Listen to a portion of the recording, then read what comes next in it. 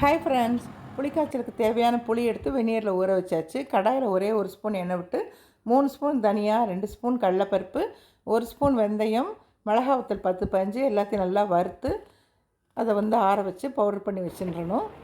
கடாயில் நிறைய எண்ணெய் தேவையான அளவு புளிக்காய்ச்சலுக்கு தேவையான எண்ணெய் வச்சு கடுகு, உளுத்தம்பருப்பு, கடலைப்பருப்பு, இதில் ஒரு 10 மிளகா வத்தல், பெருங்காயம், கருவேப்பிலை எல்லாம் தாளிச்சிட்டு நம்ம ஊற வச்ச புளியை நல்லா கெட்டியாக கரைச்சி எடுத்துட்டு வடிகட்டிட்டு அதை அதில் சேர்த்து கல் உப்பு, அதுக்கப்புறம் மஞ்சப்பொடி அதில் சேர்த்து நல்லா கொதித்து புளி பச்சை வாடை போய் நல்லா கெட்டியாக கொதித்து எண்ணெய் பிரிஞ்சு வர்ற சமயத்தில் நம்ம பவுடர் பண்ணி வச்சுருக்கோம் இல்லையா, தனியா, வெந்தயம், மிளகாவத்தெல்லாம் அந்த பவுடரை சேர்த்துற வேண்டியது தான்.